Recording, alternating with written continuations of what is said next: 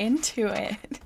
I should tell you guys this. I feel like my mood is slightly different than usual. I just got my developmental edits back for my book that I'm writing. It comes out in 2026. It's called The Webs We Weave. It's a non-magical fantasy. Anyway, just got my developmental edits. This is the first time I've ever had a professional editor look at my writing and critique it. So I was wildly nervous. Got it back this morning, read through all of it. I still feel really great, still feel really confident. And that is the goodness of God. So I'm feeling really good right now, actually, which I honestly expected to be crushed and like speed run the 5 stages of grief after I got my developmental edits. So yay. That's just a glimpse into my personal life right now, but let's talk about Samson, because I really gave him quite a hard time in episode 1 of this season, and I don't know why I got that riled up about Samson in episode 1, honestly, but it's fine. We'll still address it. We'll still talk about him, because he is wild, and they do not tell you some of the things that went on in Samson's life in Sunday school as a kid. So I do think it's still worth talking about, but I'm just like, dang, give the guy a break. He was living in such a lawless land where God, was hardly a thought. Maybe that's just on God really restoring my heart. I've also spent a lot more time intentionally in prayer these last 2 weeks since I posted the last episode. And man, spiritual warfare really ramped up. But also my heart, I've noticed it's changed. I'm not filled with rage like I have been the last few months. Can I say that? Do you guys, not to, make you think less of me, but I was filled with rage a lot of the time this last winter. Anyway, I feel so much better now. Good golly. All right. Anyway, back to the Bible. Let me give you some background to Judges before we talk about Samson himself. So Judges is after the Israelites enter the Promised Land. Basically, after everyone who had walked through the wilderness and seen God at work in the desert, after they all died, no one really cared about what God had to say anymore, which is a very interesting commentary on us and only believing God when we see him at work and when he's doing good things in our lives, and that's the only time we care about God. Really interesting thing to ponder about your own heart if you feel like getting convicted and improving your walk with God. But also, just, that's how it happened. So everyone who's seen God through the literal Exodus is dead, and so no one cares about the law that God very carefully and diligently gave to them. And so now everyone is just doing whatever they want. Judges has this phrase that is said a million times throughout the book. Hang on, let me find it. Okay, thank you. Here it is, the very last line of Judges. It's also several times throughout Judges, so I don't know why I couldn't find it to save my life anywhere else in the book, but it's fine. Judges 21:25. In those days, there was no king in Israel. Everyone did what was right in his own eyes.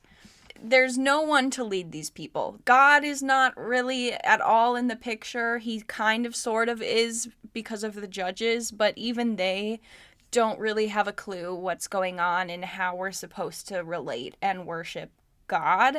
And there's no king to have laws and decrees and instill any sense of moral responsibility in these people. It's just like, do what you want. Whatever you think is the right thing for you. And it's all chill. Just do what you think is good. Which, given sinful nature, is a very, very terrible way for a society to live.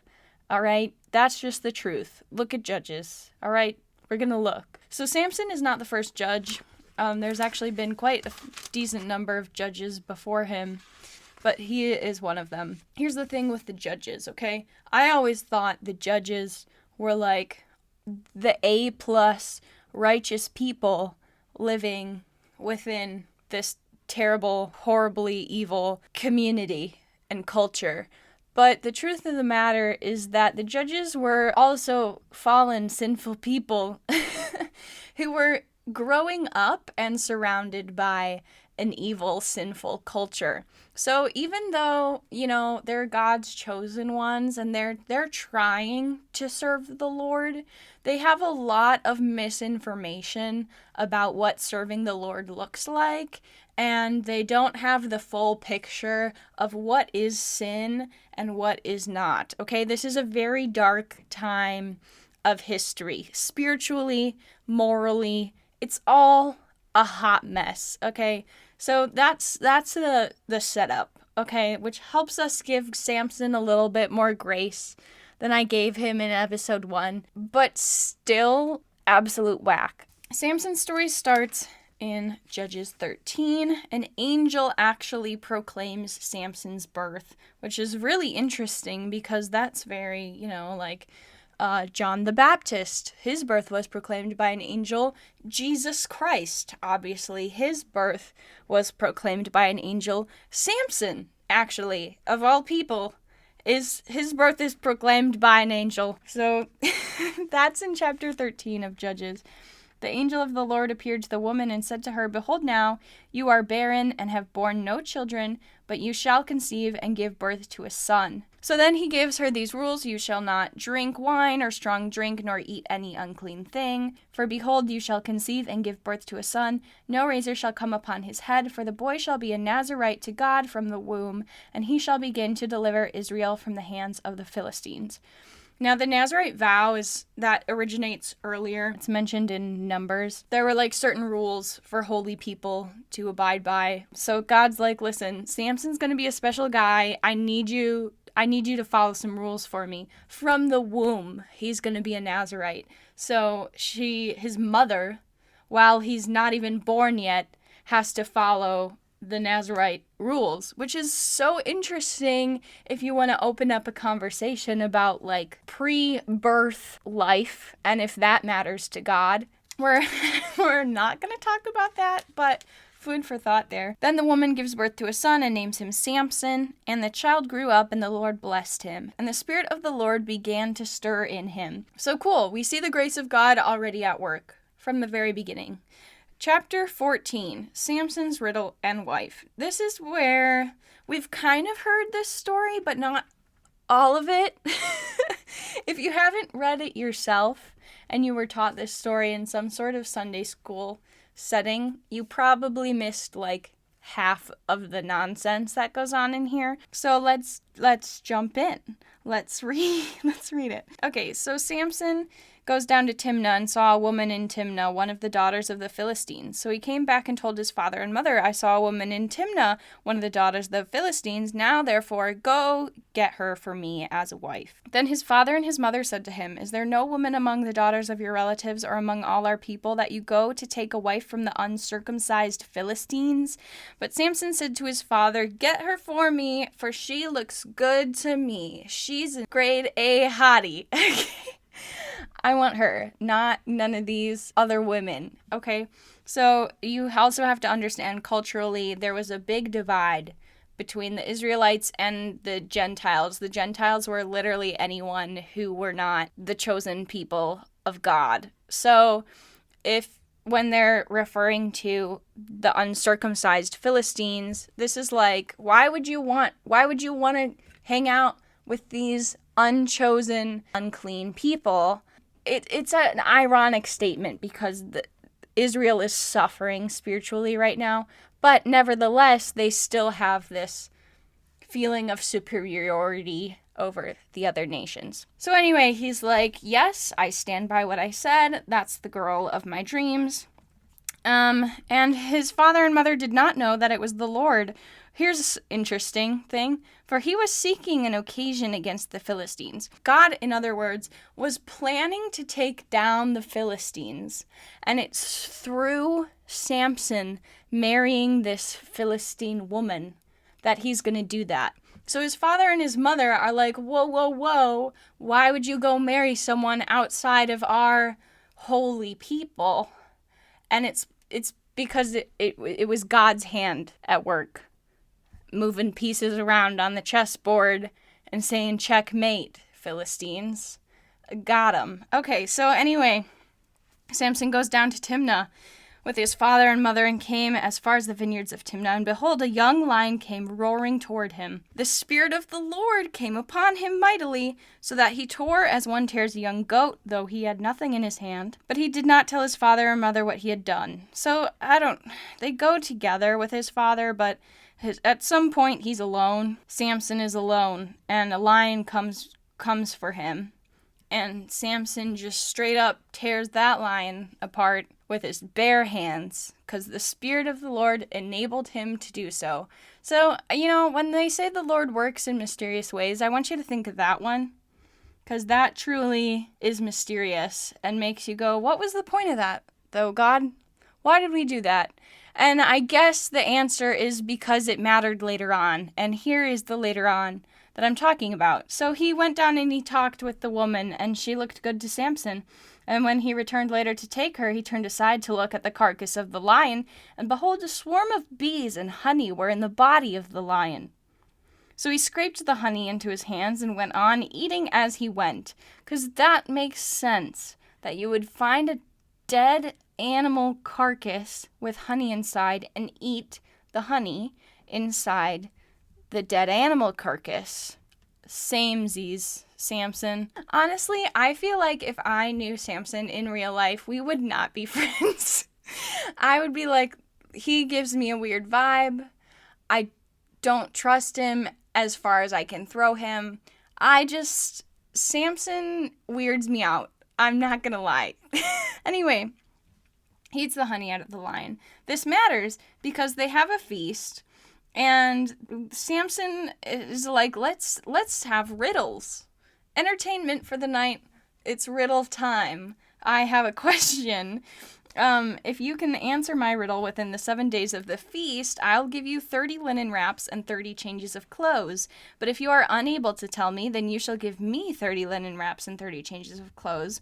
And they said, propound your riddle, that we may hear it. And he said to them, out of the eater came something to eat, and out of the strong came something sweet. But they could not tell the riddle in 3 days. Then Samson, by the way, he has married this girl by now. I kind of skipped over that. But also, low-key, they kind of skip over it in the Bible. She's just, suddenly his wife. So, anyway, they say to Samson's wife, entice your husband that he'll tell us the riddle, or we'll burn you and your father's house with fire. Have you invited us to impoverish us? Is this not so? So they're like, oh my gosh, if we don't win this riddle contest, we are going to be poor. This man's taking all of our good stuff, our linens and our clothes. We can't afford this. Girlie, get your husband to tell you the answer so you can tell us, because we're your kinsmen, and then we won't have to suffer like this. Why would you do this to us? So she weeps before her husband, Samson. And on the 7th day he told her because she pressed him so hard. She then told the riddle to the sons of her people. So the men of the city came to him on the 7th day, and they said, what is sweeter than honey, and what is stronger than a lion? And he said to them, if you had not plowed with my heifer, you would not have found out my riddle. Wild. So he's like, okay, you guys got me. You got my wife in on this, and that's how you solved my riddle. And he says that by saying, if you had not plowed with my heifer, you would not have found out my riddle. Again, I feel like Samson and I would not have been friends, but it is witty, I suppose. Anyway, then the Spirit of the Lord comes upon him mightily, and he went down to Ashkelon and killed 30 of them, and took their spoil, and gave the changes of clothes to those who told the riddle. And his anger burned, and he went up to his father's house. So this is interesting, because I would read this, and I'd be like, okay, but Samson, this feels like an overreaction, right? Did they cheat? Yeah. But also, these were the rules that you set up, and you fell for their cheating. And I just feel like that's not a good enough reason to go kill a bunch of people. But we have to remember from the beginning of chapter 14, the Lord was seeking an occasion against the Philistines. He's using this crazy, wacky situation to bring justice about on the Philistines. And the reason why is a conversation for another time that I don't know if we'll ever actually have, because I'm running out of time so fast. But the point is, God is using all of this for his own agenda. So you can look at it at face value and be like, this doesn't make any sense.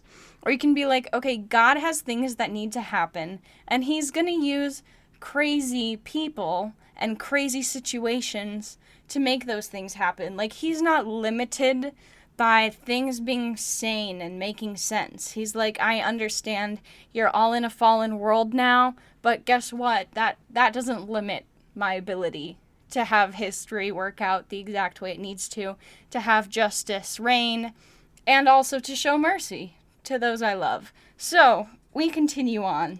Oh, by the way, Samson's wife is given to one of his friends, because she made him lose the riddle contest, so kicked out. Huzzah. So Samson visits his wife after a while with a young goat and says, I will go into my wife in her room, but her father did not let him enter. His father said, I really thought that you hated her intensely, so I gave her to your companion.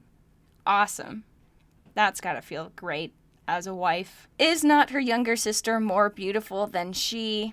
Please let her be yours instead. Wild for a father to say that. Like, you're trying to protect your older daughter, so you throw your younger daughter out to the wolves. Take her instead.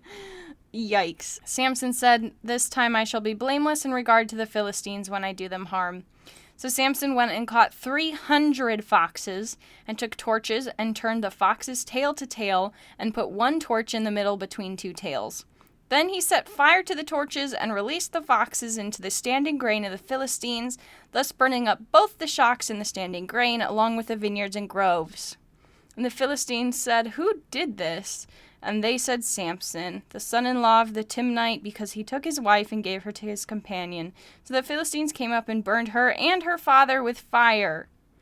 And then Samson said to them, since you act like this, I will surely take revenge on you, but after that, I will quit. So we just have, like, revenge after revenge after revenge story. And Samson's like, I promise this is the last time I'm gonna get revenge, okay? I know I got revenge after the riddle thing. I know I got revenge after my wife got given to my friend, okay? And now I'm gonna get revenge on you getting revenge on me. And then I'll be done. So he struck them ruthlessly with a great slaughter, and he went down and lived in the cleft of the rock with Edom. And then the Philistines went and camped in Judah and spread out in Lehi. I don't know how to say any of these city names, in case you couldn't tell. So then they said, why have you come up against us? And they said, we have come up to bind Samson in order to do to him as he did to us. 3,000 men of Judah went down to the cleft of the rock and said to Samson, do you not know that the Philistines are rulers over us? What then is this that you have done to us? And he said to them, as they did to me, so I have done to them. So they said to him, we have come down to bind you, so that we may take you into the hands of the Philistines. And Samson said to them, swear to me that you will not kill me. So they said, no, but we will bind you fast and give you into their hands, and surely we will not kill you. We won't kill you, but we're going to deliver you to the people who do want to kill you. In other words. So they bound him with 2 new ropes and brought him up from the rock. And then the Spirit of the Lord came mightily, so that the ropes that were on his arms were as flax that is burned with fire, and his bonds dropped from his hands. He found a fresh jawbone of a donkey, so he reached out and took it and killed 1,000 men with it. Then Samson said, with the jawbone of a donkey, heaps upon heaps. With the jawbone of a donkey, I've killed 1,000 men. Bars. Okay, so the Lord continues to work in mysterious ways. His thoughts are not our thoughts. His ways are not our ways. Samson gets a donkey's jawbone, slaughters 1,000 people, and that's that's the Lord's justice. That was the plan, man. So when he finished speaking, he threw the jawbone from his hand, and he named the place Ramath Lehi. And he became very thirsty. And he said to the Lord, I forgot about this. This is so wild. But honestly, how true of us. So the Lord comes mightily upon him. So the ropes break. He delivers Samson from being killed and also empowers him to kill literally 1,000 people. And then he's so thirsty and he turns to God in anger and says, "You have given this great deliverance by the hand of your servant, and now shall I die of thirst and fall into the hands of the uncircumcised?" We can look at that from an outside perspective and be like, yeah, Samson deserved to be smited for that. Because that's crazy. That's crazy to turn around and say that to God. But we serve God full of grace and mercy who has compassion on how stupid we are. And so the next verse says, God split the hollow place that is in Lehi so that water came out of it. And he drank, his strength returned, and he revived. He judged Israel 20 years in the days of the Philistines. But guess what? His story is not over. We get the craziest of all crazy things in chapter 16. This is where it really goes down and where you really, really, really start to question Samson's judgments and why God chose him. Like, was he really the best guy around at the time? This was the best you could do? It makes you ask a lot of these questions. So here's chapter 16. Samson went to Gaza and saw a harlot there and went into her. Then it was told to the Gazites. I don't know if that's how you say that, but that's how I say it. Then it was told to the Gazites, saying, Samson has come here. And they surrounded the place and lay in wait for him all night at the gate of the city. And they kept silent all night, saying, Let us wait until the morning light. Then we will kill him. Now Samson lay until midnight, and at midnight he arose, and took hold of the doors of the city gate and the 2 posts, and pulled them up along with the bars. Then he put them on his shoulders, and carried them up to the top of the mountain, which is opposite Hebron. So cool, dude. Why did he do that? Why did he do that? You can look up commentaries and get some theories on what this means and why it matters. But if you read it just for face value, you're like, okay, why did we need to know that though? Why is that in there? He goes and sleeps with some lady who's not his wife, by the way. And then he goes and rips the city doors off and puts them at the top of a mountain. Just because he can? Just to show that he's the guy of all guys? Verse 4 moves on. It moves on. It doesn't care about any of these feelings that you might be having. It just says, after this, it came about that he loved a woman in the valley of Sorek, whose name was Delilah. The lords of the Philistines came up to her and said to her, Entice him, and see where his great strength lies, and how we may overpower him, that we may bind him to afflict him. Then we will each give you 1,100 pieces of silver. Homegirl gets 1,100 pieces of silver for betraying Samson. How many did Judas get? 30? Lame. Anyway, Delilah tries several times to capture Samson, and Samson tricks her, because he has a few brain cells left at this point, to know I shouldn't tell her that my strength is from the Lord and it comes from me following the Nazirite vow in dedication to God. He tricks her, but the part that really makes me at a loss for words is that she very clearly tries to do these things to stop him from being strong and to capture him. She follows all of his false claims. So he is very well aware that she's trying to harm him. He says, if they bind me with 7 fresh cords that have not been dried, I'll become weak and be like any other man. So then she binds him with fresh cords that have not been dried. And she's like, okay, the Philistines are upon you. And then he snaps the cords as a string of tow snaps when it touches fire. So his strength was not discovered. And she's like, oh my gosh, you lied to me. How could you lie to me? And so then he tells her another lie. And then she tries that one. And then he snaps the ropes again. And she's like, oh my gosh, you've lied to me twice. You've deceived me. Do you not love me? Are you not my husband? And he tells her another lie. She tries it. He is still strong. And she says, here we go. The first lady to use this line in recorded history. She said to him, how can you say I love you when your heart is not with me? You've deceived me these 3 times and have not told me where your great strength is. And it came about when she pressed him daily with her words and urged him that his soul was annoyed to death. His soul was annoyed to death. That kills me. Because the last time, Samson, that you let a lady pester you like this, you told her the answer to your riddle, and you got so mad that you killed a bunch of people, and then went on a revenge back and forth for forever, and killed a bunch of more people, and now you're gonna let this lady pester you, and you're gonna tell her the truth, because you're just so annoyed. Unbelievable. But his soul was annoyed to death, so how could he not tell her? So he told her all that was in his heart, and said to her, a razor has never come on my head, for I've been a Nazarite to God from my mother's womb. If I am shaved, then my strength will leave me, and I'll become weak and be like any other man.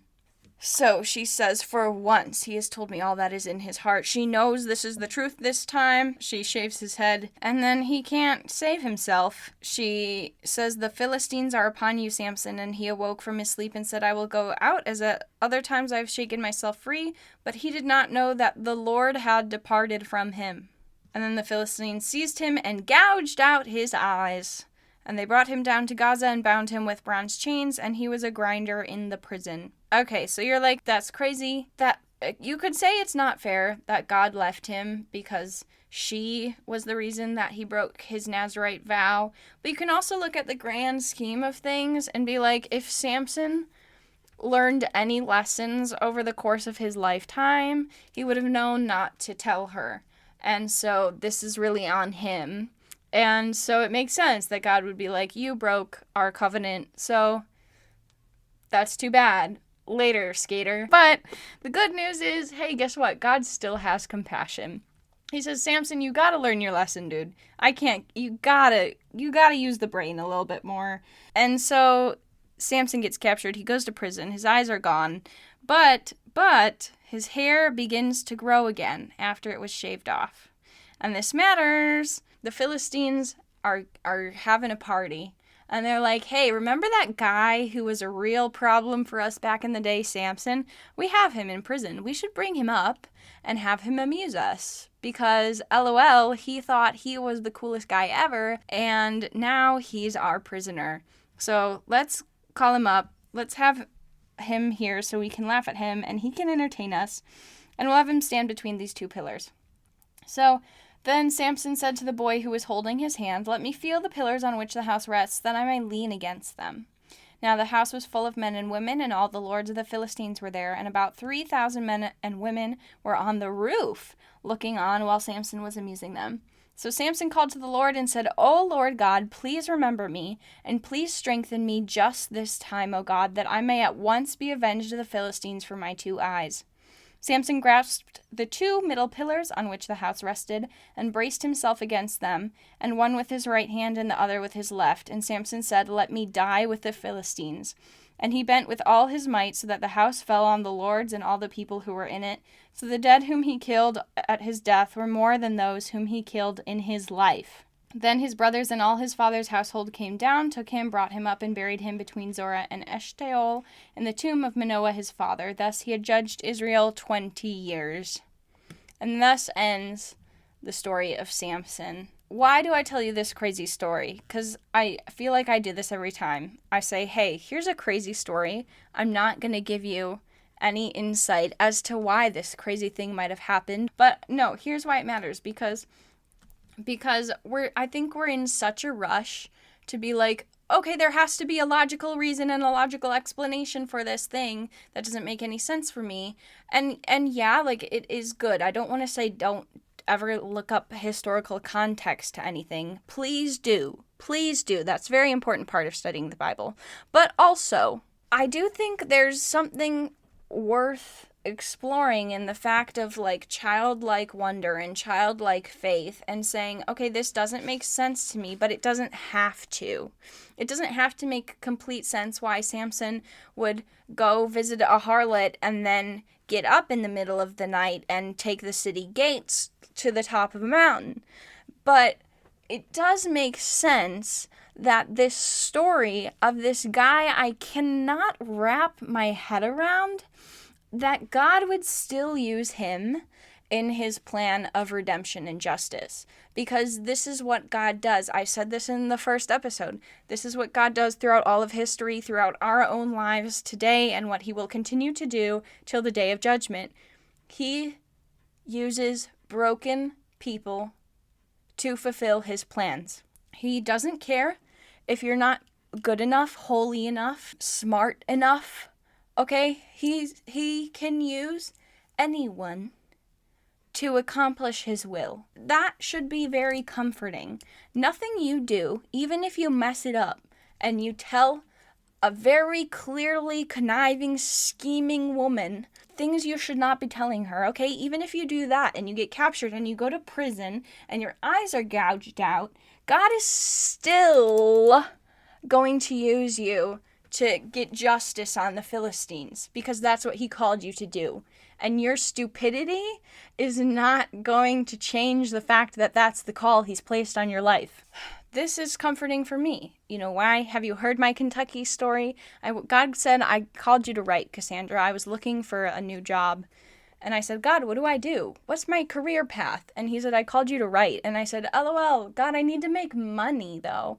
And so I went to Kentucky. I got a new job, a new ministry-related job, and it was not everything I wanted it to be. I felt very abandoned by God, and you know what? God still used that. It actually was the thing that launched me into taking writing seriously as a career, and how I'm now sitting here having received developmental edits from my first professional editor ever, and continuing to work on releasing my debut novel. God doesn't care that you screwed it up, because God knew that you were going to, and he planned for that ahead of time. He's not, nothing you can do is going to cause God to worry or to panic or to say, oh no, we have to go to plan B. Because he knew all of this ahead of time, and he's got it covered. He's got it covered. I feel like Samson is the greatest example of that. Like, you are not too far gone. If you care about God in the slightest, and you're following him to the best of your ability, even if that ability is so pitiful. Jesus talks about this in the New Testament when Jesus is like on earth, and he's talking to the people. He talks about you have to work in accordance to your allotment of faith. Is this Paul actually? Maybe this is Paul. I should look this up. Measure of faith. Okay, it's Paul. It's in Romans. Sorry, everybody. English Standard Version says, "For by the grace given to me, I say to everyone among you, not to think of himself more highly than he ought to think, but to think with sober judgment, each according to the measure of faith that God has assigned."